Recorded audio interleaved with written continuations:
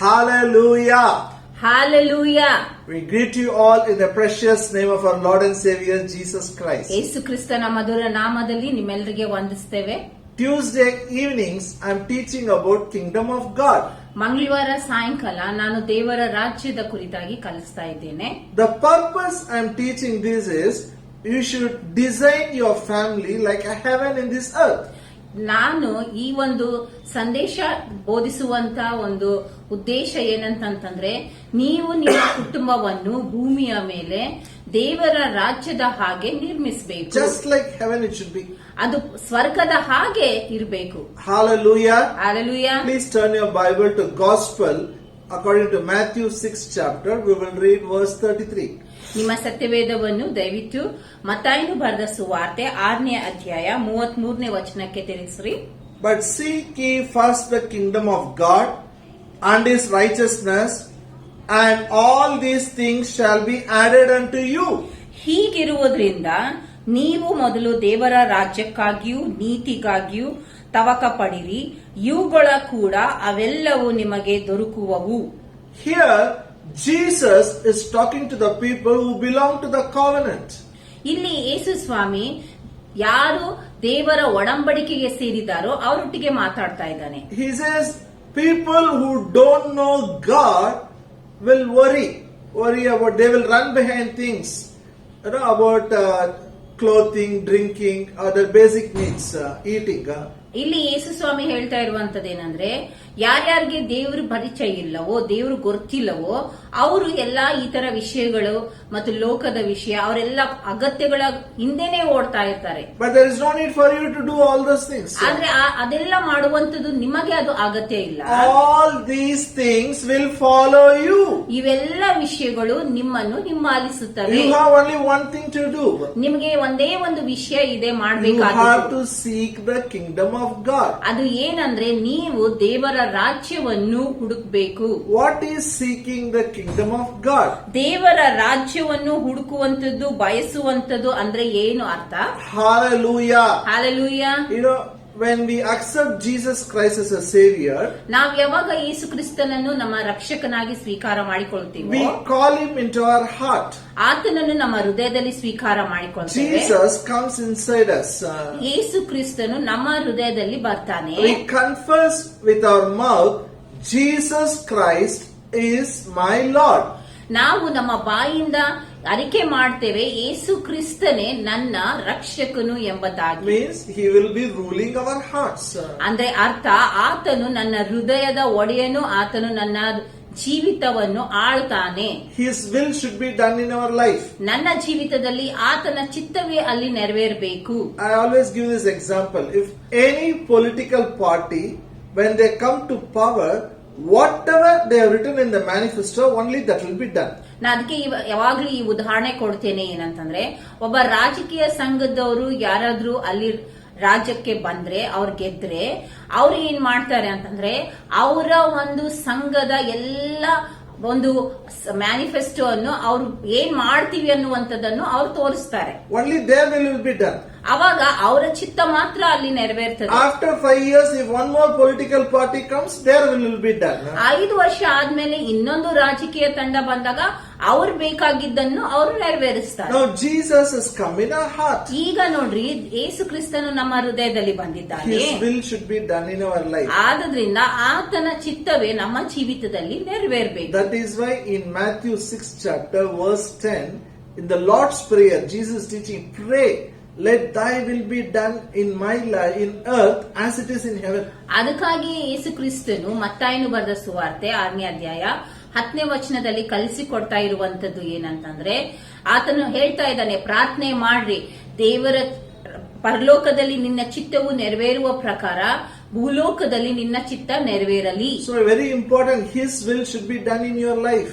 ಅದಕ್ಕಾಗಿಯೇ ಆ ದೇವರ ಚಿತ್ತ ನಿಮ್ಮ ಜೀವಿತದಲ್ಲಿ ನೆರವೇರುವಂತದ್ದು Just ಬಹಳ ಮುಖ್ಯ. Just like heaven, his will should be done in your life. ಹೇಗೆ ಸ್ವರ್ಗದಲ್ಲಿ ಆತನ ಚಿತ್ತ ನೆರವೇರ್ತದೋ ಹಾಗೇನೆ ಆತನ ಚಿತ್ತ ನಿಮ್ಮ ಜೀವಿತದಲ್ಲಿ So ನೆರವೇರಬೇಕು. you should know what is God's will in heaven, what is not God's will in heaven. ಅದಕ್ಕಾಗಿಯೇ ದೇವರ ಚಿತ್ತ ಸ್ವರ್ಗದಲ್ಲಿ ಯಾವುದು, ದೇವರ ಚಿತ್ತ ಸ್ವರ್ಗದಲ್ಲಿ ಯಾವುದು ಇಲ್ಲ ಅಂತ ನಮಗೆ ಗೊತ್ತಿರಬೇಕು. Is there any sickness in the heaven? ನೋಡ್ರಿ, ಅಲ್ಲಿ ಸ್ವರ್ಗದಲ್ಲಿ ರೋಗ ಇದೆನಾ? It is not there. ಅದು ರೋಗ ಇಲ್ಲ. So it should not be there in your house. ಆದ್ರಿಂದ ನಿಮ್ಮ ಮನೆಯಲ್ಲಿ ಕೂಡ ರೋಗ ಇರಬಾರದು. Any virus is spreading in heaven. ಅಲ್ಲಿ ಸ್ವರ್ಗದಲ್ಲಿ ಪರಲೋಕದಲ್ಲಿ ಏನಾದ್ರೂ ವೈರಸ್ ಇದೆನಾ? So it cannot come here. ಅಲ್ಲಿ ಇರ್ಲಾರ್ದ ಕಾರಣ ನಮ್ಮ ಜೀವಿತದಲ್ಲಿಯೂ ಇರಬಾರ್ದು. Is there poverty in the heaven? ಅಲ್ಲಿ ಸ್ವರ್ಗದಲ್ಲಿ ಅಲ್ಲಿ ಬಡತನ ಇದೆನಾ? No. ಇಲ್ಲ. So it is not allowed in your house. ಅದಕ್ಕಾಗಿ ನಿಮ್ಮ ಮನೆಯಲ್ಲಿ ಕೂಡ ಬಡತನಕ್ಕೆ ಅನುಮತಿ ಇಲ್ಲ. So in spirit you are a new creation. ನೋಡ್ರಿ, ನಿಮ್ಮ ಆತ್ಮದಲ್ಲಿ ನೀವು ನೂತನ ಸೃಷ್ಟಿ ಆಗಿದ್ದೀರಿ. You are born again. ನೀವು ಹೊಸದಾಗಿ So ಹುಟ್ಟಿದ್ದೀರಿ. spiritually you are in the kingdom of God. ಆತ್ಮಿಕ ರೀತಿಯಲ್ಲಿ ನೋಡ್ಬೇಕು ಅಂತಂತಂದ್ರೆ ನೀವು ಆಗಲೇ ದೇವರ ರಾಜ್ಯದಲ್ಲಿ ಇದ್ದೀರಿ. But our mind has to change. ಆದ್ರೆ ನಮ್ಮ ಮನಸ್ಸು ಅಲ್ಲಿ ಬದಲಾಗಬೇಕು. Our mind should not think like the worldly people. ನಮ್ಮ ಮನಸ್ಸು, ನಮ್ಮ ಯೋಚನೆ ಲೋಕದ ಜನರ ಹಾಗೆ ಅಲ್ಲಿ ಯೋಚಿಸಬಾರ್ದು. That is why Paul says, do not be conformed to the world, but be ye transformed by the renewing of your mind. ಅದಕ್ಕಾಗಿ ಪೌಲನು ಹೇಳ್ತಾನೆ, ನೀವು ಲೋಕದ ಪ್ರಕಾರ ನಡೆಯದೆ ನಿಮ್ಮ ಮನಸ್ಸನ್ನು ದೇವರ ವಾಕ್ಯದಿಂದ ನೂತನ ಮಾಡಿಕೊಳ್ಳಬೇಕು. You should not say everybody is getting virus, it may come to our house also. You should not tell like that. ಆದ್ರಿಂದ ನೀವ್ ಹೇಳ್ಬಾರ್ದು ಎಲ್ರಿಗೂ ಅಲ್ಲಿ ವೈರಸ್ ಅಲ್ಲಿ ಆಗ್ತಾ ಇದೆ, ನಮಗೂ ನಮ್ಮ ಮನೆಯಲ್ಲೂ ಬರ್ತದೆ ಅಂತ ನೀವ್ ಹೇಳ್ಬಾರ್ದು. You should not open your mouth and say it. ನಿಮ್ಮ ಬಾಯಿ ತೆಗೆದು ಕೂಡ ಇದನ್ನು ಹೇಳ್ಬಾರ್ದು. Don't think like them. ಲೋಕದ ಜನರ ಹಾಗೆ ನೀವು ಯೋಚನೆ ಮಾಡಬಾರ್ದು. So God needs the cooperation of your mind. ಅದಕ್ಕಾಗಿಯೇ ದೇವರಿಗೆ ನಿಮ್ಮ ಮನಸ್ಸಿನ ಸಹಕಾರ ಬೇಕು. So I have been teaching for quite a few weeks about imagination. ಅದಕ್ಕಾಗಿ ಕೆಲವು ವಾರಗಳಿಂದ ನಾನು ಕಲ್ಪನೆ ಕುರಿತಾಗಿ ಕಲಿಸ್ತಾ ಇದ್ದೆ. Imagination is a work of your mind. ನೋಡ್ರಿ, ಕಲ್ಪನೆ ಅನ್ನುವಂಥದ್ದು ನಿಮ್ಮ ಮನಸ್ಸಿನ ಒಂದು ಕಾರ್ಯವಾಗಿದೆ. It's a part and parcel of your mind. ನಿಮ್ಮ ಮನಸ್ಸಿನ ಒಂದು ಕಾರ್ಯವಾಗಿದೆ. Now listen to me. ಅದಕ್ಕಾಗಿ ದಯವಿಟ್ಟು ಇಲ್ಲಿ ಕೇಳ್ರಿ. Imagination is like one tape recorder. You can either forward it, you can rewind it. ಈ ಒಂದು ಕಲ್ಪನೆ ಅಂತನ್ನುವಂಥದ್ದು ಟೇಪ್ ರೆಕಾರ್ಡರ್ ಇದ್ದ ಹಾಗೆ, ಅಂದ್ರೆ ಅದನ್ನು ಮುಂದೇನು ಕೂಡ ನಡೆಸಬಹುದು, ಹಿಂದೇನು ಕೂಡ ಮಾಡಬಹುದು. Like a CD player. CD player ಇದ್ದ ಹಾಗೆ. Hallelujah. Hallelujah. All the good things what he has done in the past, you can rewind, you can think about it. You can keep on reminding yourself about it. ದೇವರು ನಿಮ್ಮ ಜೀವಿತದಲ್ಲಿ ಏನೆಲ್ಲ ಒಳ್ಳೆ ವಿಷಯಗಳನ್ನು ಮಾಡಿದಾನೋ ಅದನ್ನು ನೀವು ಬೇಗ ಬೇಗ ಅದರ ಬಗ್ಗೆ ಯೋಚನೆ ಮಾಡಿ ನೀವು ಅದನ್ನು ಪುನರಾವರ್ತಿ ನೆನಪು ಮಾಡಿಕೊಳ್ಳಬಹುದು. That is good. That is what Bible teaches. I have given many examples about it. ಅದೇ ಬೈಬಲ್ ಹೇಳ್ತದೆ ಮತ್ತು ಅದನ್ನು ನಾನು ನಿಮ್ಗೆ ಇಷ್ಟೊಂದು ವಾಕ್ಯದಿಂದ ಹೇಳಿದ್ದೇನೆ. Hallelujah. Hallelujah. So imagination is a biblical teaching. ಅದಕ್ಕೆ ಕಲ್ಪನೆ ಅನ್ನುವಂಥದ್ದು ಕೂಡ ಅಲ್ಲಿ ಬೈಬಲಿನ ಪ್ರಕಾರ ಇರುವಂತ ಬೋಧನೆಯಾಗಿದೆ. And second, about our future we can imagine. ಎರಡನೇದಾಗಿ ನೋಡ್ಬೇಕು ಅಂದ್ರೆ ನಮ್ಮ ಭವಿಷ್ಯದ ಕುರಿತಾಗಿ ಕೂಡ ನಾವು ಕಲ್ಪನೆ ಮಾಡಬಹುದು. Our mind is like a spiritual womb. ನಮ್ಮ ಮನಸ್ಸು ನೋಡ್ರಿ, ಅದು ಒಂದು ಆತ್ಮಿಕವಾದಂತ ಗರ್ಭವಾಗಿದೆ. You have to conceive things in your mind. ನಮ್ಮ ಮನಸ್ಸಿನಲ್ಲಿ ವಿಷಯಗಳನ್ನು ಗರ್ಭ ಧರಿಸಬೇಕು. You have to take the promises of God and conceive it in the mind. ದೇವರ ವಾಕ್ಯ, ದೇವರ ವಾಗ್ದಾನಗಳನ್ನು ತೆಗೆದುಕೊಂಡು ನಮ್ಮ ಮನಸ್ಸಿನಲ್ಲಿ ಅದನ್ನು ಗರ್ಭ ಧರಿಸಿಕೊಳ್ಳಬೇಕು. After conception, surely birth will take place. ನೋಡ್ರಿ, ಯಾವಾಗ ಒಂದು ಗರ್ಭಧಾರಣೆ ಆಗ್ಬಿಡ್ತದೋ ಅವಾಗ ಅಲ್ಲಿ ಜನ್ಮ ಕೂಡ ಆಗ್ಬಿಡ್ತದೆ. The same way, every blessing, you take the promise of God, conceive it in a mind, one day you will see it naturally with your own eyes. ಅದಕ್ಕಾಗಿ ನೋಡ್ರಿ, ಅದೇ ರೀತಿಯಲ್ಲಿ ದೇವರ ವಾಗ್ದಾನಗಳನ್ನು ಕೂಡ ನನ್ನ ಮನಸ್ಸಿನಲ್ಲಿ ನಾನು ಗರ್ಭ ಧರಿಸಿಕೊಂಡಾಗ ಇವತ್ತಿಲ್ಲ ನಾಳೆ ಅದು ನಾವು ನಮ್ಮ ಜೀವಿತದಲ್ಲಿ ನೆರವೇರುವಂತದನ್ನು ನಾವು ನೋಡ್ತೇವೆ. I encourage you, if you have not heard my Kingdom of God teaching, last 2-3 weeks teachings, you go through it. I have given lot of promises for you, for your family, for your children, for your health, wealth. Take all these things, start dreaming it. Let it be a mental picture for you. ಅದಕ್ಕಾಗಿಯೇ ನಿಮಗೆ ನಾನು ಪ್ರೋತ್ಸಾಹ ಮಾಡ್ತೇನೆ.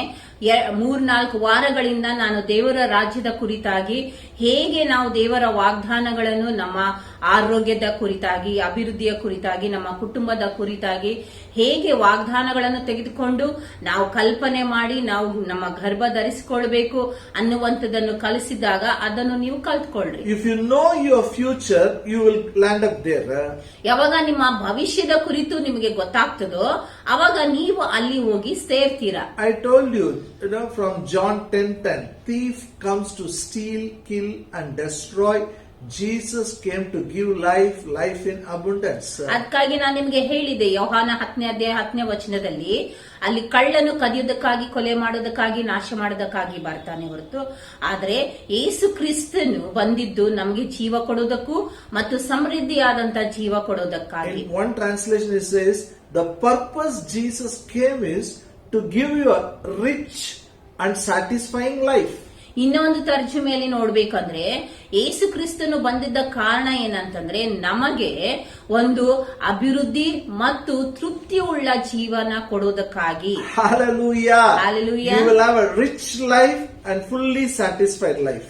ನಿಮಗೆ ಒಂದು ಐಶ್ವರ್ಯವುಳ್ಳ ಜೀವಿತ ಮತ್ತು ತೃಪ್ತಿ ಉಳ್ಳ ಜೀವಿತ ನಿಮಗೆ ಇರ್ತದೆ. All your needs will be met. ಅಂದ್ರೆ ಅರ್ಥ ನಿಮ್ಮ ಎಲ್ಲ ಅಗತ್ಯಗಳು ಅಲ್ಲಿ ಪೂರೈಸಲ್ಪಡ್ತವೆ. And also we have seen Christ has redeemed us from the curse of the law, so the blessings of Abraham will flow in our life. ಆಮೇಲೆ ಮತ್ತೆ ನಾವು ನೋಡಿದ್ವಿ ಏನಂತಂದ್ರೆ ಯೇಸು ಕ್ರಿಸ್ತನು ನಮ್ಮನ್ನು ಧರ್ಮಶಾಸ್ತ್ರದ ಶಾಪದಿಂದ ಬಿಡಿಸಿದ್ದಾನೆ, ಅದಕ್ಕಾಗಿ ನಮಗೆ ಎಲ್ಲಾ ಆಶೀರ್ವಾದಗಳು ನಮ್ಮ ಜೀವಿತದಲ್ಲಿ ಬರ್ತವೆ. And these blessings of Abraham will bring you to the top. ಅಲ್ಲಿ ಅಬ್ರಹಾಮನ ಆಶೀರ್ವಾದಗಳು ಏನಿದ್ದಾವೋ ಅದು ನಿಮ್ಮನ್ನು ಮೇಲೆ ನಿಲ್ಲಿಸ್ತದೆ. So don't worry about your salary today. ಅದಕ್ಕಾಗಿ ಇವತ್ತು ನಿಮಗೆ ಸಿಗುವಂತ ಸಂಬಳದ ಕುರಿತಾಗಿ ನೀವು ಚಿಂತೆ Don't ಮಾಡಬೇಡಿ. worry about your present condition. ಈಗ ನೀವು ಇರುವಂತ ಪರಿಸ್ಥಿತಿಯ ಬಗ್ಗೆ ಚಿಂತೆ ಮಾಡಬೇಡಿ. Because blessing of Abraham is on you, your end is going to be glorious. It's going to be bright and future, prosperous. ಅಬ್ರಹಾಮನ ಆಶೀರ್ವಾದ ನಿಮ್ಮ ಮೇಲೆ ಇದ್ದ ಕಾರಣ ನಿಮ್ಮ ಒಂದು ಭವಿಷ್ಯ ಅದು ಬಹಳ ಪ್ರಜ್ವಲವಾಗಿಯೂ ಮತ್ತು ಅಭಿವೃದ್ಧಿಯಾಗಿಯೂ ಇರುವಂತದ್ದಾಗಿದೆ. So I have given the example of Jacob. ಅದಕ್ಕಾಗಿ ನಿಮಗೆ ನಾನು ಯಾಕೋಬನ ಒಂದು ಉದಾಹರಣೆ ಕೊಟ್ಟೆ. What he had only one stick. ಆತನ ಹತ್ರ ಇದ್ದಿದ್ದೇನು ಒಂದೇ ಒಂದು ಕೋಲು. With one stick he went to uncle's house. ಒಂದೇ ಒಂದು ಕಟ್ಟಿಗೆಯಿಂದ, ಕೋಲಿನಿಂದ ಆತನು ತನ್ನ ಮಾವನ ಮನೆಗೆ ಹೋಗಿದ್ದ. But he had a blessings of Abraham. ಆದ್ರೆ ಆತನ ಮೇಲೆ ಅಬ್ರಹಾಮನ ಆಶೀರ್ವಾದ ಇತ್ತು. He became very rich. ಆತನು ಬಹಳ ಶ್ರೀಮಂತನಾದನು. I don't know who are you, where you are, what is your problem, how much salary you have, how much you have studied. But one thing is sure, when the blessing of Abraham is on you, you will become rich. You will be a blessed person. ನನಗೆ ಗೊತ್ತಿಲ್ಲ ನೀವು ಎಂತ ಪರಿಸ್ಥಿತಿಯಲ್ಲಿ ಇದ್ದೀರಿ, ಎಂತ ಒಂದು ಸ್ಥಿತಿಯಲ್ಲಿ ಇದ್ದೀರಿ ಅಂತ. ಆದ್ರೆ ಯಾವಾಗ ನಿಮ್ಮ ಮೇಲೆ ಅಬ್ರಹಾಮನ ಆಶೀರ್ವಾದ ಇರ್ತದೋ ಅವಾಗ ನೀವು ಶ್ರೀಮಂತರಾಗ್ತೀರಾ ಮತ್ತು ಆಶೀರ್ವಾದದಾಯಕವಾಗಿರ್ತೀರಿ. See, all this by 1 month teaching, you should study it, write down, meditate it, so that now, present, tomorrow, this month, June month, you can experience it. What I say, if you understand. ಇವೆಲ್ಲ ಅಬ್ರಹಾಮನ ಆಶೀರ್ವಾದಗಳನ್ನು ನೀವು ಧ್ಯಾನ ಮಾಡಿದಾಗ ಈಗ ನಾನು ಏನ್ ಕಲಿಸ್ತಾ ಇದ್ದೇನೋ ಇದನ್ನೆಲ್ಲ ನೀವು ಅರ್ಥ ಮಾಡಿಕೊಳ್ತೀರಾ.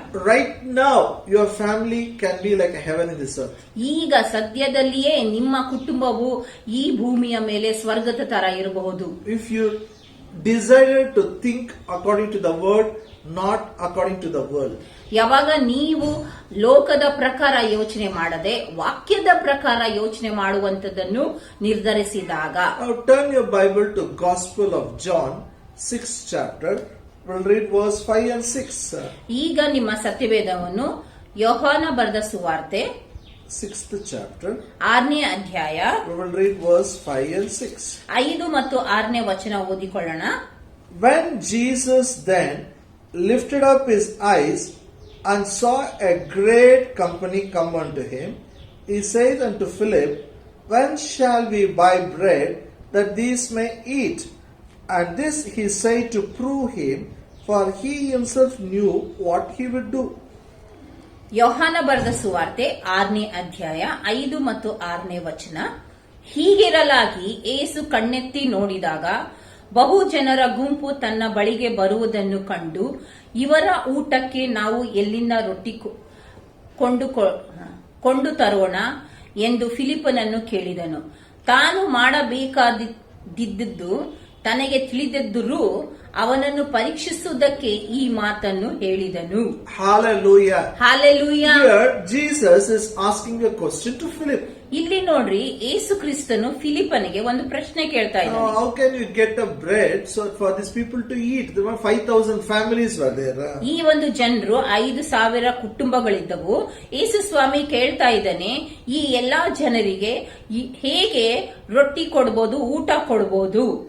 And why did he ask the question? ಯಾಕೆ ಯೇಸು ಕ್ರಿಸ್ತನು ಈ ಪ್ರಶ್ನೆ ಕೇಳಿದನು? Verse 6 it says, he know how it is going to happen, still he wants to test him. 6ನೇ ವಚನ ಹೇಳ್ತದೆ, ಯೇಸು ಕ್ರಿಸ್ತನಿಗೆ ಆತನು ಮಾಡಬೇಕಾದದ್ದು ಗೊತ್ತಿತ್ತು, ಆದರೂ ಅವನನ್ನು ಪರೀಕ್ಷಿಸುವುದಕ್ಕೋಸ್ಕರ ಈ ಮಾತನ್ನು ಹೇಳಿದನು. Here is one test for all the disciples. ಇಲ್ಲಿ ಎಲ್ಲಾ ಶಿಷ್ಯರಿಗೆ ಒಂದು ಪರೀಕ್ಷೆ ಇದೆ. How need is so much, but what is their imagination? How they imagine.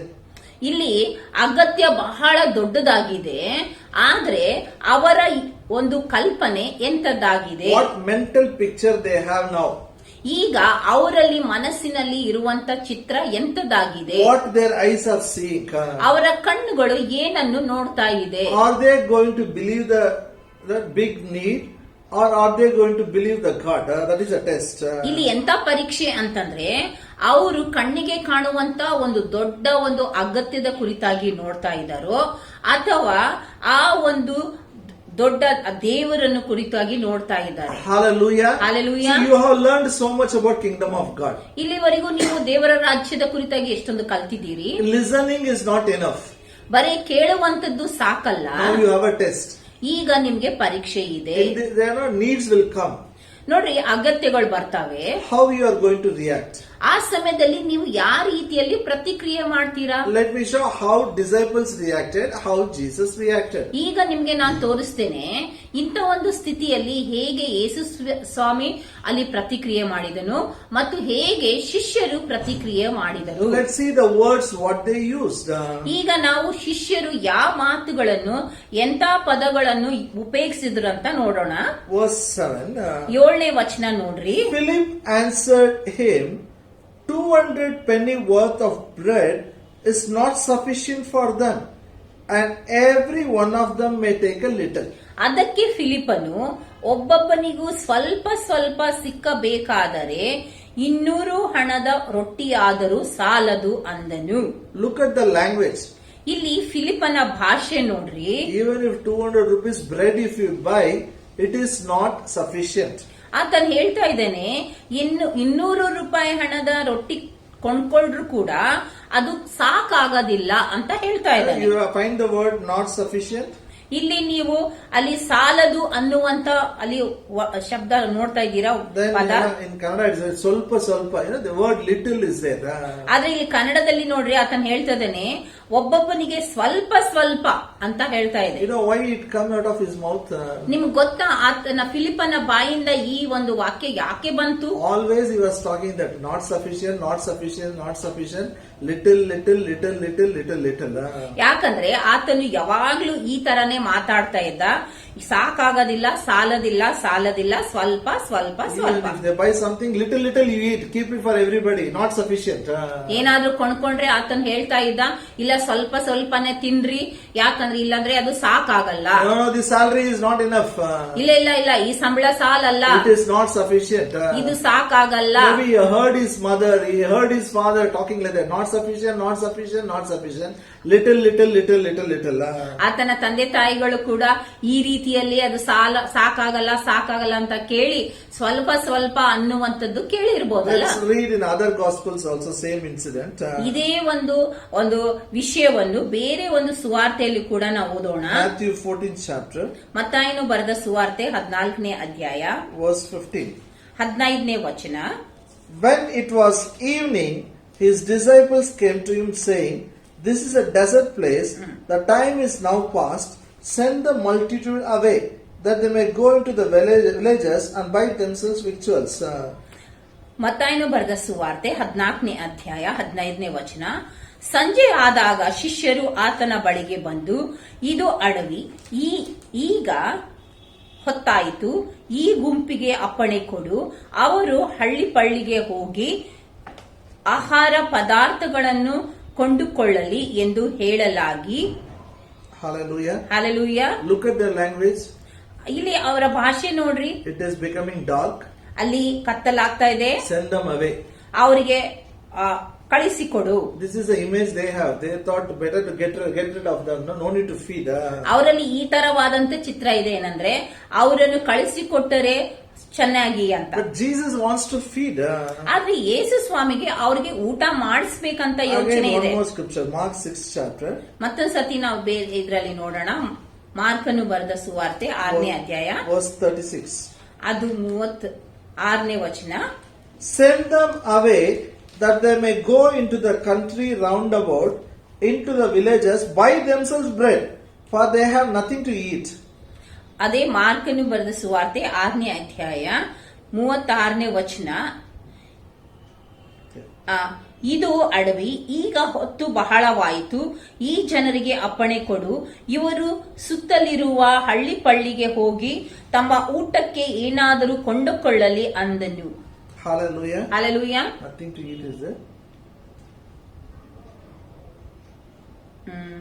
ಇಲ್ಲ, ಊಟಕ್ಕೆ ಏನಾದರೂ ಕೊಳ್ಳಲಿ. See, continue. ಅದಕ್ಕೆ ಯೇಸು, ನೀವೇ ಅವರಿಗೆ ಊಟಕ್ಕೆ ಕೊಡಿರಿ ಎಂದು ಉತ್ತರ ಕೊಟ್ಟನು. Hallelujah. Hallelujah. Now, I will read verse 37. ಈಗ 36ನೇ ವಚನ ಓದ್ತೀನಿ. Verse 37 I'll read. He answered and said unto them, Give ye them to eat.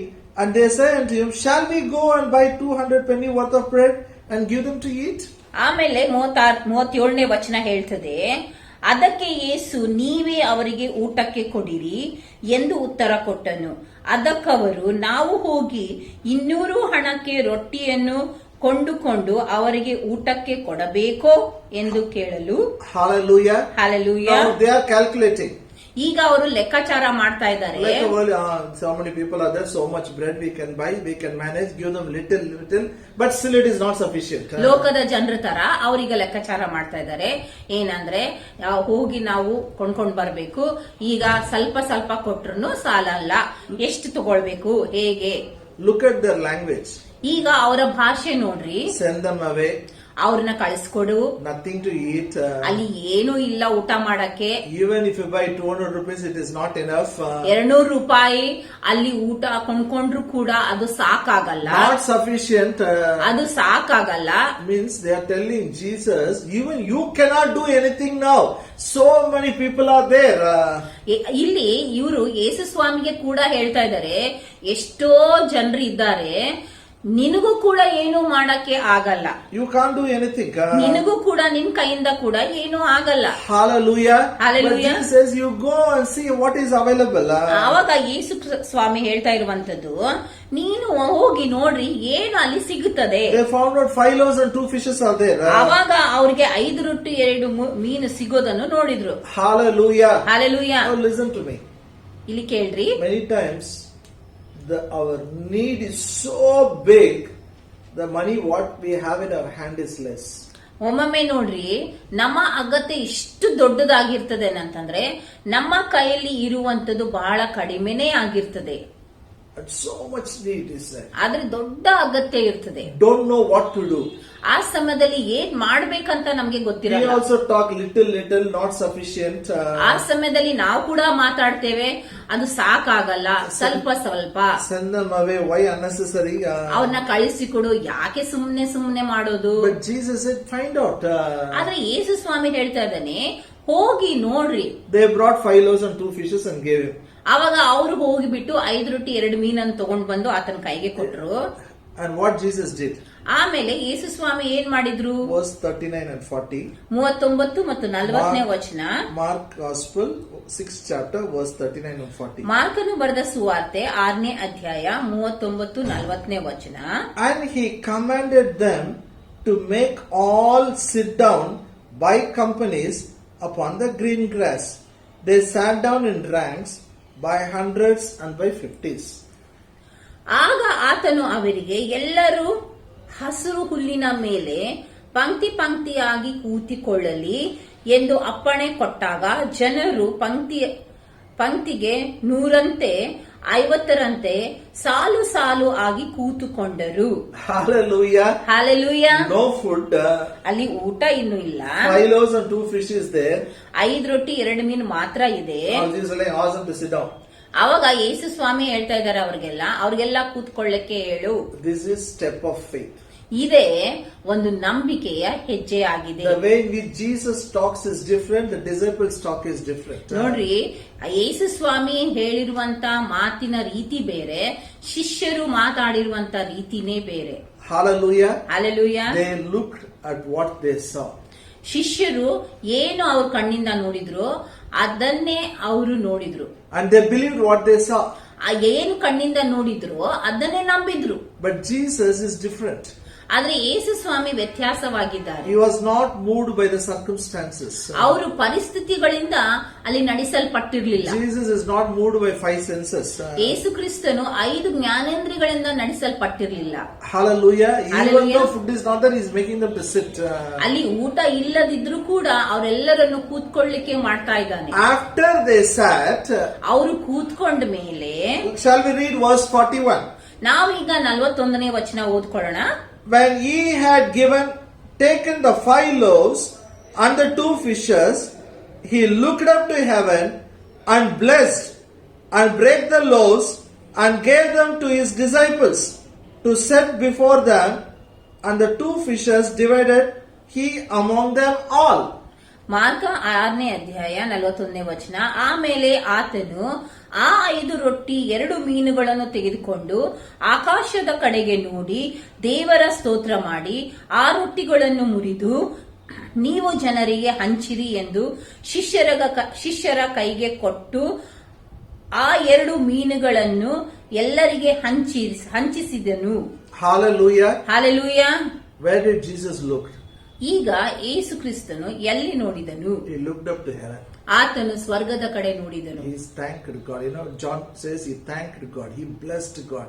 He broke it and gave to disciples. ಅಲ್ಲಿ ಯೋಹನ ಸುವಾರ್ತೆಯಲ್ಲಿ ಹೇಳ್ತಾನೆ, ಆತನು ದೇವರಿಗೆ ಸ್ತೋತ್ರ ಮಾಡಿ ಆ ರೊಟ್ಟಿಯನ್ನು ಮುರಿದು ಶಿಷ್ಯರ ಕೈಗೆ ಕೊಟ್ಟನು. To serve 20,000 people, how many vessels we need? ನೋಡ್ರಿ, 20,000 ಜನರಿಗೆ ಊಟ ಹಂಚಬೇಕು ಅಂದ್ರೆ ಎಷ್ಟು ಪಾತ್ರೆಗಳು ಬೇಕು? I believe it is not Jesus broke and kept, they came and took and went. I don't believe so. ನಾನೇನ್ ಈ ತರ ಏನು ನಂಬಲ್ಲ.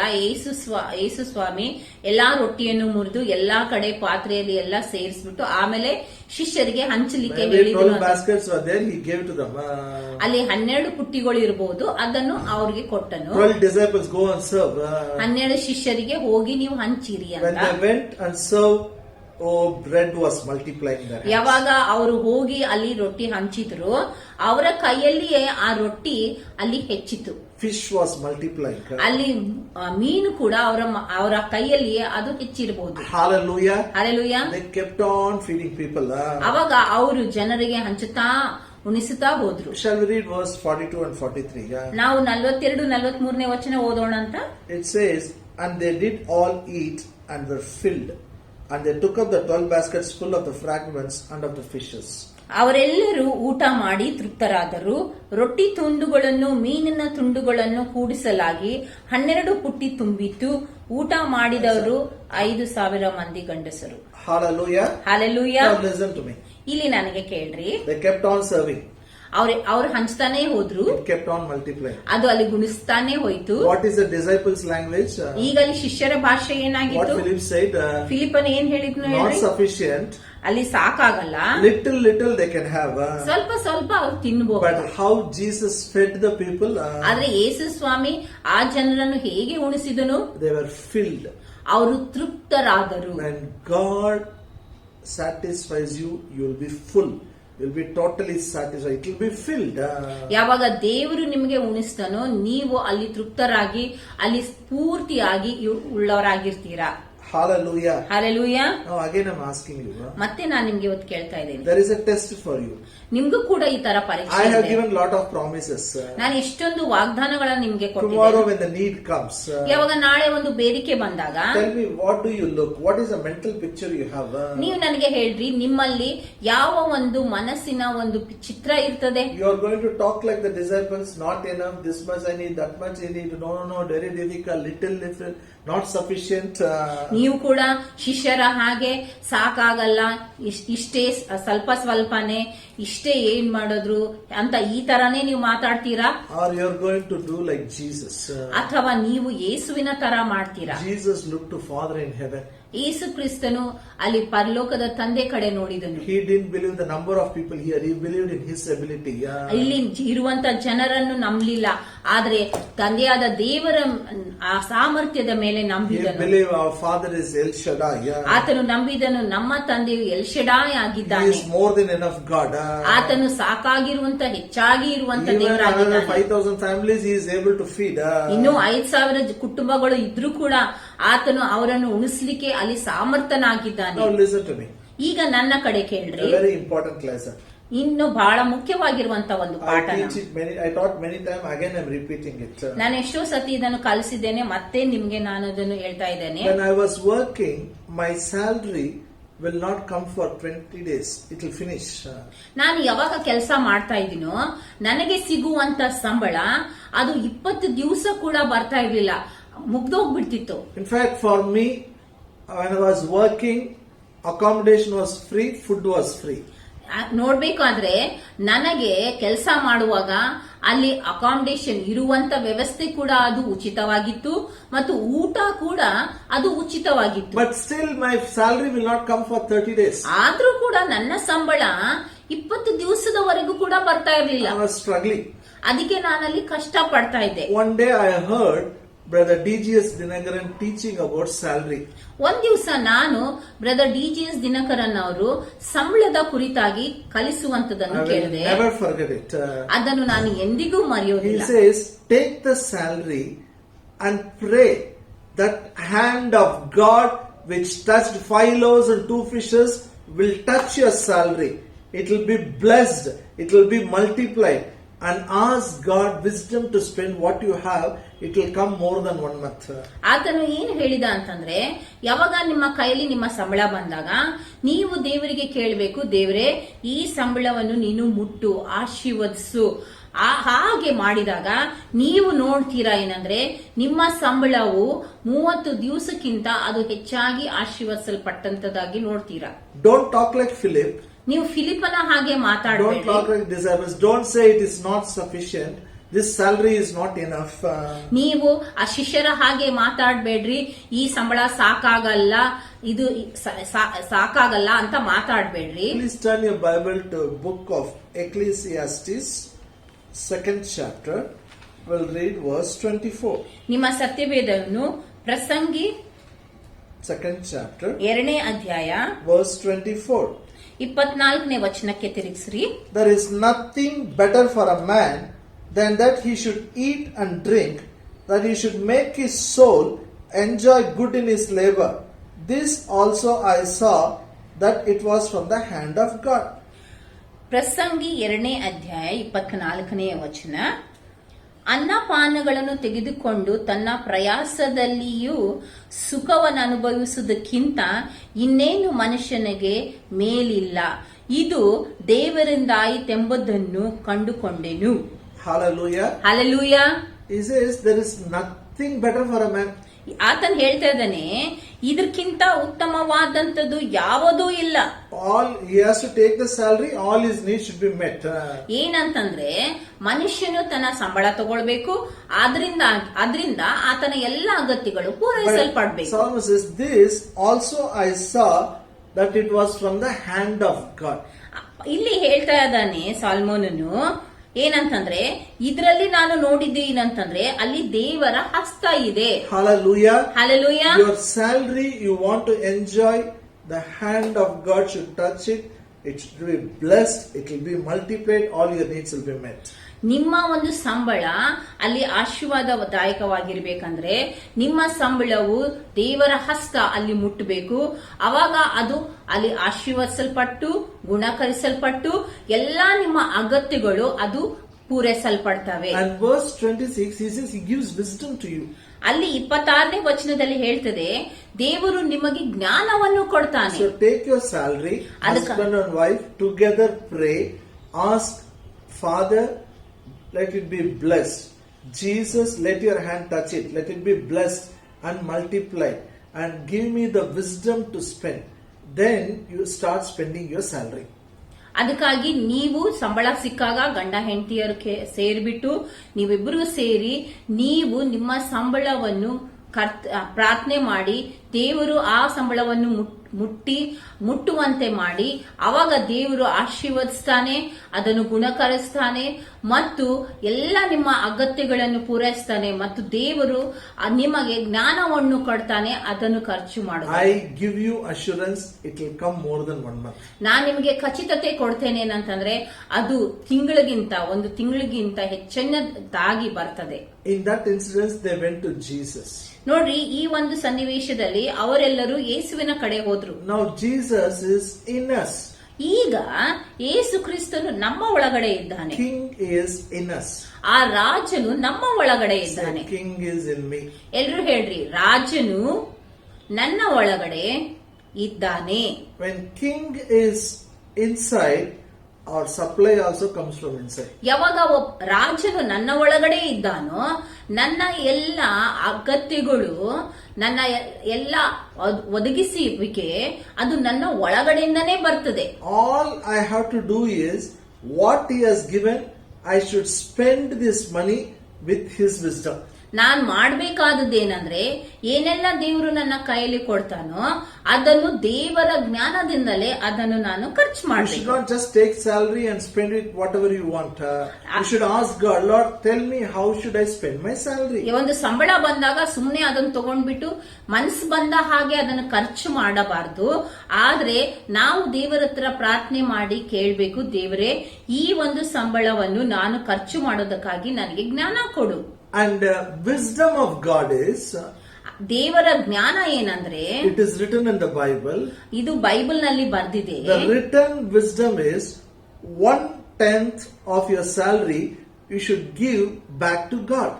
ಇಲ್ಲಿ ಬೈಬಲ್ ನಲ್ಲಿ ಬರ್ದಿರುವಂತ ಜ್ಞಾನ ಏನಂತಂದ್ರೆ, ನಿಮಗೆ ಬಂದಿರುವಂತಹ ಸಂಬಳದಲ್ಲಿ 10ರಲ್ಲಿ 1 ಭಾಗ ಅಂದ್ರೆ ದಶಮ ಭಾಗ, ಆ ಭಾಗ ಅದು ನೀವು ಕರ್ತನಿಗೆ ಕೊಡಬೇಕು. If you are earning 10,000 rupees, ಈಗ ಉದಾಹರಣೆಯಾಗಿ ನೀವು 10,000 ರೂಪಾಯಿ ಸಂಬಳ ಇದೆ ಅಂದ್ರೆ 1,000 rupees belongs to God. You should give it to God.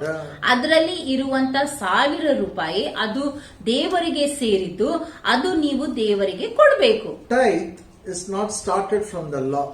ನೋಡ್ರಿ, ದಶಮ ಭಾಗ ಅದು ಒಂದು ಧರ್ಮ ಅಂದ್ರೆ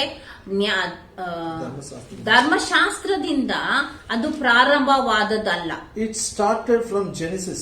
ಅದು ಆದಿಕಾಂಡದಿಂದಲೇ ಪ್ರಾರಂಭವಾದದ್ದು. Bible says Abraham is friend of God. ಸತ್ಯವೇದ ಹೇಳ್ತಿದೆ ಅಬ್ರಹಾಮನು ದೇವರ ಸ್ನೇಹಿತನಾಗಿದ್ದ. Hallelujah. Hallelujah. Let's read the scripture, it will be good.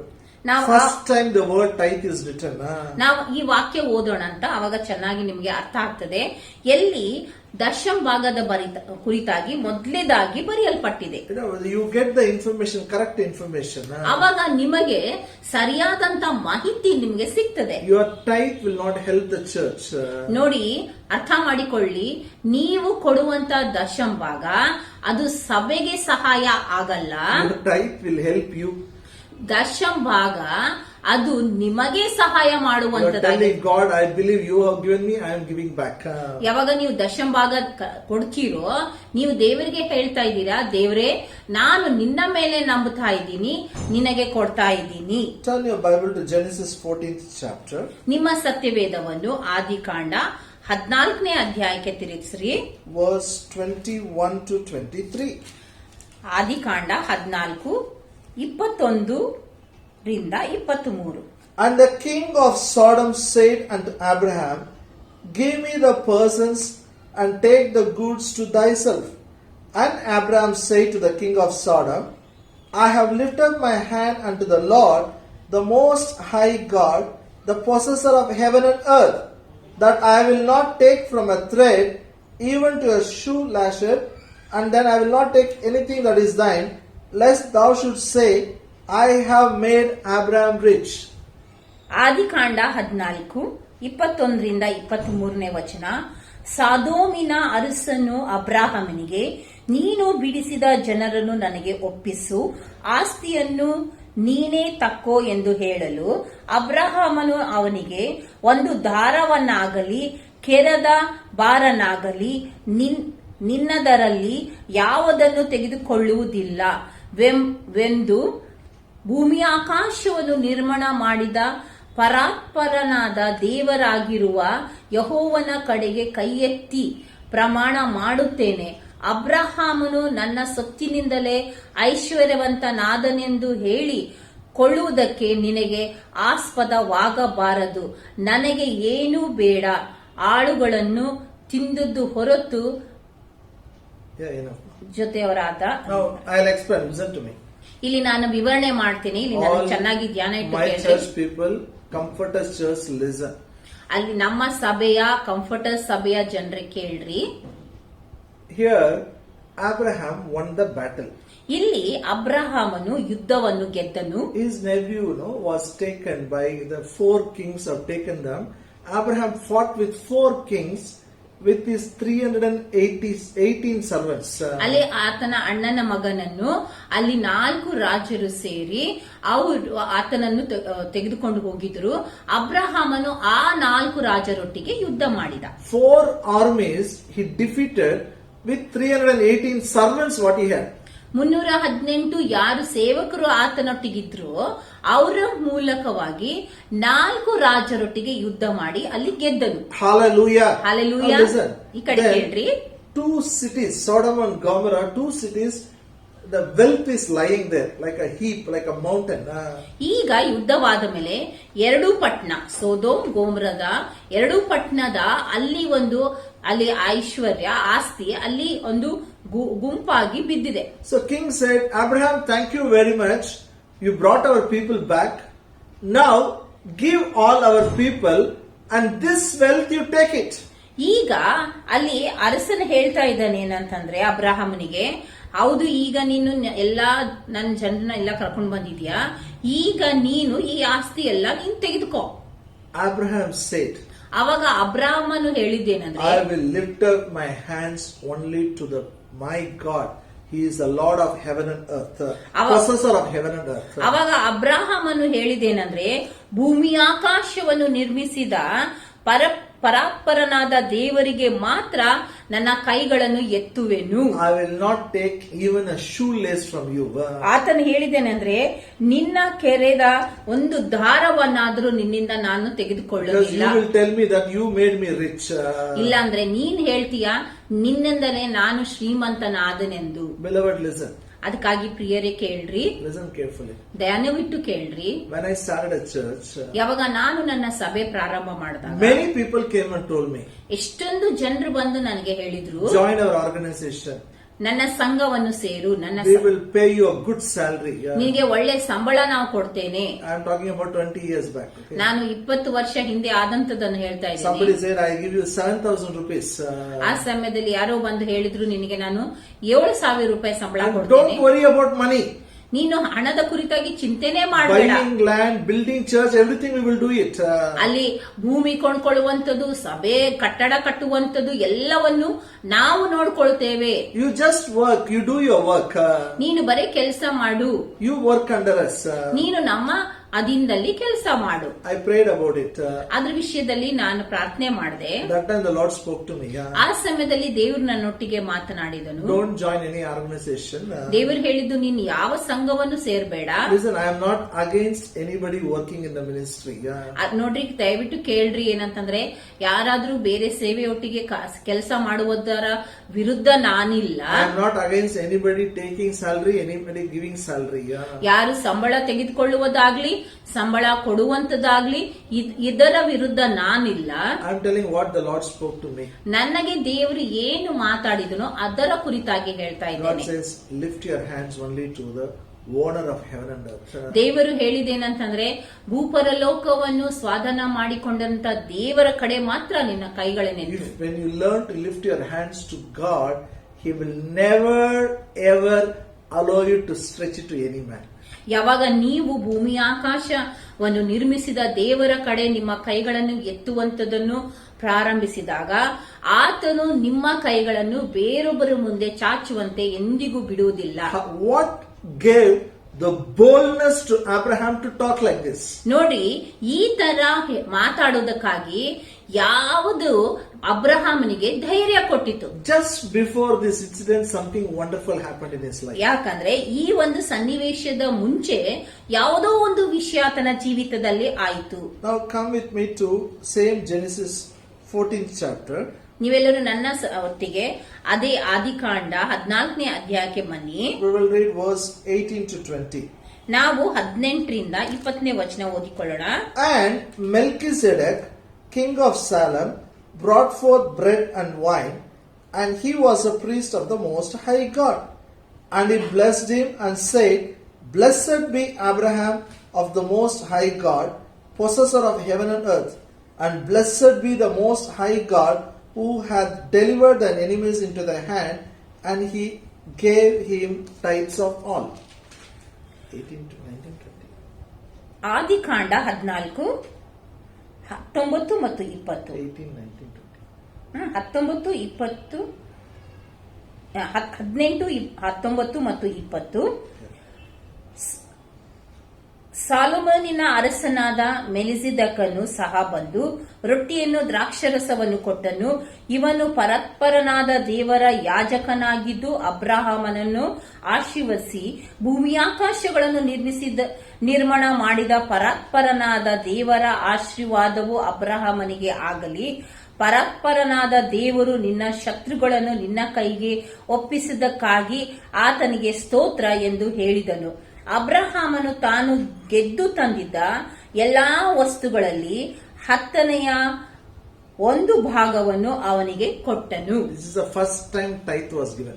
ನೋಡಿ, ಇದೇ ಮೊದಲನೇ ಸಾರಿ ಅಲ್ಲಿ ದಶಮ ಭಾಗ ಕೊಟ್ಟಂತದ್ದು. First time the word tithe is mentioned here.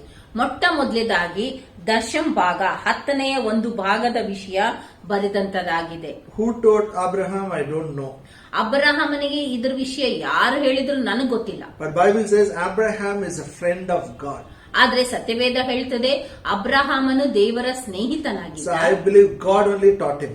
ನಾನ್ ನಂಬ್ತೇನೆ ದೇವರೇ ಅಬ್ರಹಾಮನಿಗೆ ಕಲಿಸಿದನು. Here one priest came. ಇಲ್ಲಿ ಒಬ್ಬ ಯಾಜಕನು He ಬಂದನು. is also a king. ಆ ಯಾಜಕನು ರಾಜನು ಕೂಡ ಆಗಿದ್ದ. He gave communion to Abraham. ಆತನು ಅಬ್ರಹಾಮನಿಗೆ ಅಲ್ಲಿ ಕರ್ತನ ಮೇಜು ರೊಟ್ಟಿ ದ್ರಾಕ್ಷರಸ ಕೊಟ್ಟನು. And he said, Blessed be Abraham of the Most High God, possessor of heaven and earth. ಆತನು ಅಬ್ರಹಾಮನಿಗೆ ಆಶೀರ್ವದಿಸಿ ಭೂಮಿ ಆಕಾಶಗಳನ್ನು ನಿರ್ಮಾಣ ಮಾಡಿದ ಪರನಾದ ದೇವರ ಆಶೀರ್ವಾದವು ಅಬ್ರಹಾಮನಿಗೆ ಆಗಲಿ. Hallelujah. Hallelujah. Listen to me. Abraham is not a Christian. ನೋಡಿ, ಅರ್ಥ ಮಾಡಿಕೊಳ್ಳ್ರಿ, ಅಬ್ರಹಾಮನು ಇಲ್ಲಿ He ಕ್ರೈಸ್ತನಾಗಿರಲಿಲ್ಲ. never went to any church. ಆತನು ಯಾವ ಸಭೆಗೆ ಕೂಡ ಹೋಗಿರ್ಲಿಲ್ಲ. If you read the Bible, 12th chapter, God is calling him out. ನೀವು ಸತ್ಯವೇದ ಓದಿದಾಗ 12ನೇ ಅಧ್ಯಾಯದಲ್ಲಿ ದೇವರು ಆತನಿಗೆ ಹೊರಗಡೆ ಕರೀತಾ ಇದ್ದಾನೆ. He is willing to follow God. ಆದ್ರೆ ಆತನಿಗೆ ದೇವರನ್ನು ಹಿಂಬಾಲಿಸುವುದಕ್ಕಾಗಿ ಅಲ್ಲಿ ಇಚ್ಛೆ ಉಳ್ಳವನಾಗಿದ್ದಾನೆ. Your blessing is not ordinary blessing. You are blessed by the God. He is the owner of heaven and earth. ಮೆಲ್ಕಿಜೆದಕನು ಆತನಿಗೆ ಹೇಳ್ತಾ ಇದ್ದಾನೆ, ನಿನ್ನನ್ನು ಆಶೀರ್ವದಿಸಿದಂತ ದೇವರು ಸಾಮಾನ್ಯ ದೇವರಲ್ಲ, ಆದ್ರೆ ಭೂಪರಲೋಕವನ್ನು ಸ್ವಾಧೀನ ಮಾಡಿಕೊಂಡಿರುವಂತ ದೇವರಾತನಾಗಿದ್ದಾನೆ. When he got that revelation, his God, the God who has called him, is the owner of heaven and earth, and the blessings comes from God. He gave 1/10. ಯಾವಾಗ ಆತನಿಗೆ ಈ ಒಂದು ವಿಷಯದ ಒಂದು ಪ್ರಕಟಣೆ ಸಿಕ್ತು, ನನ್ನನ್ನು ಆಶೀರ್ವದಿಸಿದ ನನ್ನನ್ನು ಕರೆದ ಅಂತ ದೇವರು ಆತನು ಭೂಪರಲೋಕದ ಒಡೆಯನು ಎಂಬುದಾಗಿ ಆತನಿಗೆ ಗೊತ್ತಾದಾಗ ಆತನು ದಶಂಭಾಗ ಕೊಟ್ಟನು. And the riches of Sodom and Gomorrah looks like nothing for him comparing to the God who is the owner of heaven and earth. ಆ ಒಂದು ಸೊದೋಮ್ ಗೋಮರದ ಐಶ್ವರ್ಯ ಈ ಒಂದು ದೇವರು ಆ ಆಶೀರ್ವಾದದ ಮುಂದೆ ಆತನಿಗೆ ಯಾವುದು ಲೆಕ್ಕಕ್ಕೆ ಬರಲಿಲ್ಲ. It looks like a very small thing for him. ಆ ಒಂದು ಐಶ್ವರ್ಯ ಆತನಿಗೆ ಬಹಳ ಚಿಕ್ಕದಾಗಿ ಕಂಡಿತು. Blessing is already there. ಯಾಕಂದ್ರೆ ಆಶೀರ್ವಾದ ಆಗಲೇ ಇದೆಯಲ್ಲ. Hallelujah. Hallelujah. I tell you are giving a tithe because you know your God is the owner of heaven and earth. ನಾನ್ ಹೇಳ್ತೀನಿ ಕೇಳಿಸ್ಕೊಳ್ರಿ, ನೀವು ದಶಮ ಭಾಗ ಯಾಕೆ ಕೊಡ್ತಾ ಇದ್ದೀರಂದ್ರೆ ನೀವು ನಂಬ್ತಾ ಇದ್ದೀರಿ ನಿಮ್ಮ ದೇವರು ಭೂಪರಲೋಕವನ್ನು ಸ್ವಾಧೀನ ಮಾಡಿಕೊಂಡಂತ ಭೂಪರಲೋಕದ ಒಡೆಯನಾಗಿದ್ದಾನೆ. Bible says ಅದಕ್ಕೆ ಸತ್ಯವೇದ ಹೇಳ್ತದೆ God blessed Abraham with all things. Satyaveda Bible ಹೇಳ್ತದೆ ದೇವರು ಅಬ್ರಹಾಮನನ್ನು ಎಲ್ಲದರಿಂದ ಆಶೀರ್ವದಿಸಿದನು. Abraham became great. ಅಬ್ರಹಾಮನು ದೊಡ್ಡ ಐಶ್ವರ್ಯವಂತನಾದನು. So every time when you come to church and give the tithe cover in my hand, I don't see few people. I see these are all the people who carry the blessings of Abraham. ಯಾವಾಗ ನೀವು ದಶಮ ಭಾಗವನ್ನು ಆ ಒಂದು envelope ನಲ್ಲಿ ತಂದು ಕೊಟ್ಟಾಗ ನಾನು ಏನಂತ ನೋಡ್ತೇನೆ ಅಂತಂದ್ರೆ ಈ ಎಲ್ಲಾ ಜನರು ಇಂಥ ಜನರಾಗಿದ್ದಾರೆ ಅಂದ್ರೆ ಇವರೆಲ್ಲರೂ ಭೂಪರಲೋಕದಿಂದ ದೇವರಿಂದ ಆಶೀರ್ವದಿಸಲ್ಪಟ್ಟಂತವರು. They have a blessing of Abraham on them. ಅವರ ಮೇಲೆ ಅಬ್ರಹಾಮನ ಆಶೀರ್ವಾದ ಇದೆ. Just like Abraham gave in Melchizedek hand, they are giving in my hand. ಹೇಗೆ ಅಬ್ರಹಾಮನು ಆ ಮೆಲ್ಕಿಜೆದಕನ ಕೈಯಲ್ಲಿ ದಶಮ ಭಾಗ ಕೊಟ್ಟನು, ಆ ರೀತಿಯಲ್ಲಿ ಇವರು ನನ್ನ ಕೈಯಲ್ಲಿ ಕೊಡ್ತಾ ಇದ್ದಾರೆ. Nothing can stop them prospering. ಯಾವುದು ಕೂಡ ಅವರನ್ನು ಅಭಿವೃದ್ಧಿ ಆಗುವುದಕ್ಕಾಗಿ ನಿಲ್ಲಿಸುವುದಿಲ್ಲ. Bible says Abraham has the habituated to teach his children, command his children to obey God, God's word. ನೋಡಿ ಬೈಬಲ್ ಹೇಳ್ತದೆ ಅಬ್ರಹಾಮನಿಗೆ ಇಂಥ ಅಭ್ಯಾಸ ಇತ್ತಂದ್ರೆ ದೇವರ ವಾಕ್ಯವನ್ನು ತನ್ನ ಮಕ್ಕಳಿಗೆ ಕೂಡ ಕಲಿಸ್ತಾ ಇದ್ದನು. I believe he taught Isaac. ಅದಕ್ಕೆ ನಾನು ನಂಬ್ತೇನೇನಂದ್ರೆ ಆತನು ಈಸಾಕನಿಗೆ ಕೂಡ ಇದನ್ನು ಕಲಿಸಿದನು. That's why even during famine 100 times harvest he had. ಅದಕ್ಕೆ ಈಸಾಕನಿಗೆ ಅಲ್ಲಿ ಬರಗಾಲದ ಸಮಯದಲ್ಲಿ ಕೂಡ 100ರಷ್ಟು ಆತನಿಗೆ ಬೆಳೆಯನದ ಆತನು ಕೊಯ್ದನು. Parents, you should teach your children to give tithes. ಅದಕ್ಕೆ ತಂದೆ ತಾಯಿಗಳೇ ನಿಮ್ಮ ಮಕ್ಕಳಿಗೆ ಈ ದಶಮ ಭಾಗವನ್ನು 10ನೇ ಒಂದು ಭಾಗವನ್ನು ಕೊಡುವಂತೆ ನಾವು ಕಲಿಸಬೇಕು. Your son should see you after getting salary going front and giving tithe. ನಿಮ್ಮ ಮಗ ಆತನು ನೋಡ್ಬೇಕು ನೀವು ಸಂಬಳ ಸಿಕ್ಕ ಮೇಲೆ ಮುಂದೆ ಹೋಗಿಬಿಟ್ಟು ದೇವರಿಗೆ ನಿಮ್ಮ ದಶಮ ಭಾಗ ಕೊಡುವಂತದ್ದು. If he sees you giving, tomorrow he will give. ಯಾವಾಗ ಆತನು ನೀವು ದಶಮ ಭಾಗ ಕೊಡುವಂತದನ್ನು ನೋಡ್ತಾನೋ ನಾಳೆ ಆತನು ಕೂಡ ಕರ್ತನಿಗೆ ದಶಮ ಭಾಗ ಕೊಡ್ತಾನೆ. Abraham did it. ಅಬ್ರಹಾಮನು ಮಾಡಿದನು. I believe Isaac has done. ಅದಕ್ಕೆ ನಾನು ನಂಬ್ತೇನೆ ಈಸಾಕನು ಕೂಡ ಮಾಡಿದನು. You can ask me where it is written. ನೀವು ಕೇಳಬಹುದು ಎಲ್ಲಿ ಬರೆಯಲ್ಪಟ್ಟಿದೆ. It is not written. ಅದು ಬೈಬಲ್ ನಲ್ಲಿ ಬರೆಯಲ್ಪಟ್ಟಿಲ್ಲ. But the Bible says when Jacob went to Laban's house, he had only one stick, nothing in his hand, but he made a commitment to give tithes. ಆದ್ರೆ ಸತ್ಯವೇದ Bible ಹೇಳ್ತದೆ ಯಾಕೋಬನು ಯಾವಾಗ ಆತನು ಲಾಬಾನನ ಮನೆಗೆ ಹೋದನು ಆತನು ಬರೇ ಒಂದೇ ಕೋಲಿಂದ ಹೋದನು. ಆದ್ರೆ ಆತನು ಅಲ್ಲಿ ದೇವರ ಮುಂದೆ ವಾಗ್ದಾನ ಮಾಡಿದ್ದೇನೆಂದ್ರೆ ಏನೆಲ್ಲ ನನಗೆ ಆಶೀರ್ವಾದ ಸಿಗ್ತದೋ ಅದರಲ್ಲಿ ನಾನು ದಶಮ ಭಾಗ ಕೊಡ್ತೇನೆ. Shall we read Genesis 28th chapter verse 22? ನಾವೆಲ್ಲರೂ ನಮ್ಮ ನಾವು ಆದಿಕಾಂಡ 28ನೇ ಅಧ್ಯಾಯ ಓದಿಕೊಳ್ಳೋಣ. And this stone which I have set for a pillar shall be God's house, and of all that thou shalt give me, I will surely give the 10th unto thee. ಆದಿಕಾಂಡ 28ನೇ ಅಧ್ಯಾಯ 22ನೇ ವಚನ. ಮತ್ತು ನಾನು ಕಂಬವಾಗಿ ನಿಲ್ಲಿಸಿರುವ ಈ ಕಲ್ಲು ದೇವರ ಮನೆಯಾಗುವುದು. ಇದಲ್ಲದೆ ನಿನ್ನಿಂದ ನನಗೆ ಬರುವ ಎಲ್ಲಾ ಆಸ್ತಿಯಲ್ಲಿ 10ರಲ್ಲಿ 1 ಪಾಲನ್ನು ನಿನಗೆ ಸಮರ್ಪಿಸುವೆನೆಂಬುದಾಗಿ ಮಾತು ಕೊಡುತ್ತೇನೆ ಎಂದು ಹರಕೆ ಮಾಡಿಕೊಂಡೆನು. Hallelujah. Hallelujah. Jacob had a blessings of Abraham. ಯಾಕೋಬನಿಗೆ ಅಬ್ರಹಾಮನ ಆಶೀರ್ವಾದ ಇತ್ತು. Before he got a job, he made a commitment. whatever you give me, I'll give 1 time. ಆತನಿಗೆ ಕೆಲಸ ಸಿಗೋಕ್ಕಿಂತ ಮುಂಚೆ ಆತನು ದೇವರ ಮುಂದೆ ಒಂದು ಹರಿಕೆ ಅಥವಾ ಒಪ್ಪಂದ ಮಾಡಿಕೊಂಡನೇನಂತಂದ್ರೆ ಏನೆಲ್ಲ ನೀನು ನನಗೆ ಕೊಡ್ತೀಯೋ, ಏನೆಲ್ಲ ನಾನು ಸಂಪಾದನೆ ಮಾಡ್ತೀನೋ ಅದರಲ್ಲಿ ನಾನು 10ರಲ್ಲಿ 1 ಭಾಗ ನಿನಗೆ ಕೊಡ್ತೇನೆ. Hallelujah. Hallelujah. I can give hundreds of testimonies. ನಾನ್ ನಿಮ್ಗೆ 100ರಷ್ಟು ಅಲ್ಲಿ ಸಾಕ್ಷಿಗಳನ್ನು ಕೊಡ್ಬೋದು. Hundreds of testimonies in the church. ನೂರಾರು ಸಾಕ್ಷಿಗಳನ್ನು ಸಭೆಯಿಂದ ನಿಮ್ಗೆ ನಾನು ಕೊಡಬಹುದು. Poor people living in loans and debts don't know how to come off it. When they made a commitment to give a tithe, how God blessed and prospered. ಹೇಗೆ ಅವರು ಬಹಳ ಬಡವರಾಗಿ ಸಾಲದಲ್ಲಿ ಇದ್ದವರು, ಅವ್ರ ಕೊರತೆಯಲ್ಲಿ ಇದ್ದವರು, ಯಾವಾಗ ಅವರು ದೇವರ ಮುಂದೆ ದಶಾಂಶ ಕೊಟ್ಟಾಗ ಹೇಗೆ ದೇವರು ಆಶೀರ್ವದಿಸಿದನು ಎಂಬುದಾಗಿರುವಂತ ಸಾಕ್ಷಿ I can give a lot of examples. ನಾನು ಎಷ್ಟೊಂದು ಉದಾಹರಣೆ ನಿಮ್ಗೆ ನಾನು ಕೊಡಬಹುದು. Hallelujah. Hallelujah. I tell you, church. ಅದಕ್ಕೆ ಸಭೆ ನಿಮ್ಗೆ ನಾನು ಹೇಳ್ತಾ I ಇದ್ದೀನಿ, don't come and ask you money. ನಾನ್ ಬಂದ್ಬಿಟ್ಟು ನಿಮ್ಗೆ ನಾನು ಹಣ ಕೇಳಲ್ಲ. I will not tell the needs. ನಮ್ಮ ಒಂದು ಅಗತ್ಯಗಳ ಬಗ್ಗೆನೂ ನಿಮ್ಗೆ ನಾನು ಹೇಳಲ್ಲ. I will lift my hands only to El Shaddai. ಯಾಕಂದ್ರೆ ನಾನು ನನ್ನ ಎಲ್ ಶಿಡಾಯ್ ದೇವರ ಕಡೆನೆ ಕೈ My ಎತ್ತೇನೆ. needs will be met. ನನ್ನ ಎಲ್ಲ ಅಗತ್ಯಗಳು The church ಪೂರೈಸಲ್ಪಡ್ತವೆ. needs will be met. ಸಭೆಯ ಅಗತ್ಯಗಳು ಕೂಡ ಅಲ್ಲಿ He is ಪೂರೈಸಲ್ಪಡುವುದು. more than enough to meet our needs. ಯಾಕಂದ್ರೆ ನಮ್ಮ ಎಲ್ಲ ಅಗತ್ಯಗಳನ್ನು ಪೂರೈಸಿದ್ದಕ್ಕೆ ಆತನು ಸಾಕಾಗಷ್ಟಾಗಿದ್ದಾನೆ. But your needs should be met. ಆದ್ರೆ ನಿಮ್ಮ ಅಗತ್ಯಗಳು ಅಲ್ಲಿ ಪೂರೈಸಲ್ಪಡಬೇಕು. I had one brother working with me. ನನ್ನಲ್ಲಿ ಒಬ್ಬ ಸಹೋದರನಿದ್ದನು, ಆತ ನನ್ನೊಟ್ಟಿಗೆ ಕೆಲಸ We were ಮಾಡ್ತಾ working as a teachers that time. ಆ ಸಮಯದಲ್ಲಿ ನಾವೆಲ್ಲರೂ ಟೀಚರ್ಸ್ ಆಗಿ ಅಲ್ಲಿ ಕೆಲಸ ಮಾಡ್ತಾ ಇದ್ವಿ. So I asked him, do you give tithe? ಆತನಿಗೆ ನಾನ್ ಕೇಳಿದೇನಂದ್ರೆ, ನೀನು ದಶಮ ಭಾಗ ಕೊಡ್ತೀಯಾ? His salary was 2,000 rupees. ಆ ಸಮಯದಲ್ಲಿ ಆತನ ಸಂಬಳ 2,000 ರೂಪಾಯಿ ಆಗಿತ್ತು. 600 rupees he was paying rent. 600 ರೂಪಾಯಿ ಅಲ್ಲಿ ರೆಂಟ್ ಕಟ್ತಾ ಇದ್ದ I'm ಬಾಡಿಗೆ. talking about 22 years back. Okay. ನಾನು 22 ವರ್ಷದ ಹಿಂದಿನ ವಿಷಯ ಮಾತಾಡ್ತಾ ಇದ್ದೀನಿ. He said 200 rupees. I cannot. ಆತನ್ ಹೇಳ್ದ 200 ರೂಪಾಯಿ ದಶಾಂಶ ನನ್ ಕೊಡಕ್ಕೆ ಆಗಲ್ಲ. I said okay, fine. ನಾನ್ ಆತನಿಗೆ ಹೇಳಿದೆ, ಪರವಾಗಿಲ್ಲ, What is your problem? ನಿನ್ ಸಮಸ್ಯೆ ಏನು? He says this is not enough. I'm paying rent only 600 rupees, electricity bill, everything. 900 rupees goes there itself. Survival is difficult. I'm coming in bicycle to my office. ಆತನ್ ಹೇಳ್ದ, ಇದು 2,000 ರೂಪಾಯಿನೇ ಸಾಕಾಗಲ್ಲ, ಇದರಲ್ಲಿ 600 ರೂಪಾಯಿ ನಾನು ಅಲ್ಲಿ ಕಿರಾಯಿ ಅಂದ್ರೆ ಅಲ್ಲಿ ಕಿರಾಯಿ ಕಟ್ತಾ ಇದ್ದೀನಿ, ರೆಂಟ್ ಕಟ್ತಾ ಇದ್ದೀನಿ, ಎಲ್ಲ ನನ್ನ ಖರ್ಚುಗಳಲ್ಲಿ ಮಾಡಿ, ಆಮೇಲೆ ಬರ್ಲಿಕ್ಕೆ ಆಟೋದಲ್ಲಿ ಪೈಸಾ ಇಲ್ಲ, ನಾನು ಸೈಕಲ್ ನಲ್ಲಿ ನಾನು ಆಫೀಸ್ಗೆ ಬರ್ತಾ ಇದ್ದೀನಿ, ಅದು ಸಾಧ್ಯನೇ ಇಲ್ಲ ಅಂತ ಹೇಳಿದ. I challenged him. ಅವಾಗ ನಾನು ಆತನಿಗೆ ಸವಾಲ್ ಮಾಡಿದೆ. I said okay. ನಾನು ಹೇಳಿದೆ, ಆಯ್ತು Let's ಪರವಾಗಿಲ್ಲ, have a challenge. ನಾನು ಚಾಲೆಂಜ್ ಮಾಡ್ತೇನೆ. Why? Because God is challenging me. Give and test and see. ಯಾಕಂದ್ರೆ ದೇವರು ಕೂಡ ಅಲ್ಲಿ ನಮಗೆ ಚಾಲೆಂಜ್ ಮಾಡ್ತಾ ಇದ್ದೇನೆ, ನನಗೆ ಕೊಟ್ಟು ನೀನು ಪರೀಕ್ಷೆ ಮಾಡಿ ನೋಡು. This month you give. ನಾನು ಆತನಿಗೆ ಹೇಳಿದೆ, ಈ ತಿಂಗಳು ನೀನು ದಶಮ ಭಾಗ ಕೊಡು. And I told him to pray this prayer.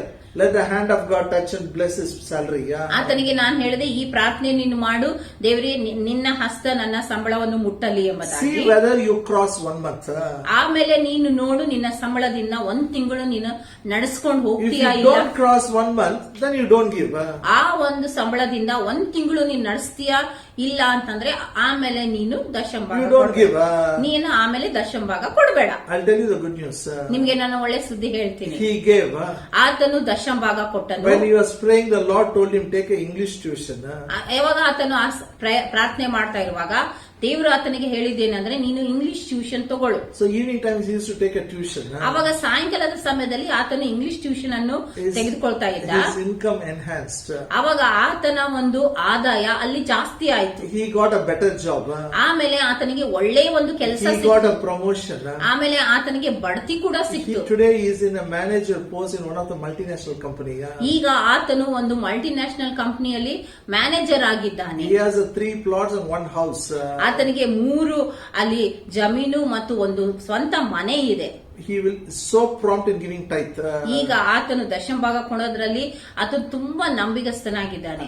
Hallelujah. Hallelujah. Jacob made a commitment. ಯಾಕೋಬನು ಕೂಡ ಒಂದು ಆತನು ಒಪ್ಪಂದ ಮಾಡಿದ. Young people, if you are not having a job, listen to me. ಅಲ್ಲಿ ಯವನಸ್ಥರೇ, ನಿಮ್ಗೆ ಕೆಲಸ ಇಲ್ಲ ಅಂತಂದ್ರೆ, ನೌಕರಿ ಇಲ್ಲ ಅಂದ್ರೆ ನನ್ನ ಮಾತು ನನ್ನನ್ನು ಕೇಳ್ರಿ. Let the blessings of Abraham is on you. ಅಬ್ರಹಾಮನ ಆಶೀರ್ವಾದ ನಿಮ್ಮ ಮೇಲೆ ಇದೆ. How it was on Jacob, it is on you. ಹೇಗೆ ಯಾಕೋಬನ ಮೇಲೆ ಇತ್ತೋ ಹಾಗೆ ನಿಮ್ಮ ಮೇಲೆ You ಇದೆ. make a commitment. ನೀವು ಒಪ್ಪಂದ ಮಾಡ್ರಿ. King is inside you. ರಾಜನು ನಿಮ್ಮ ಒಳಗಡೆ ಇದ್ದಾನೆ. Your job will come. ಅಲ್ಲಿ ನಿಮ್ಮ ಕೆಲಸ Your ಬರ್ತದೆ. supply will come. ನಿಮ್ಮ ಅಲ್ಲಿ ಒದಗಿಸುವಿಕೆ ಬರ್ತದೆ. Every need will be met. ಎಲ್ಲ ಅಗತ್ಯಗಳು ಅಲ್ಲಿ ಪೂರೈಸಲ್ಪಡ್ತವೆ. Don't look to circumstances and talk negative things.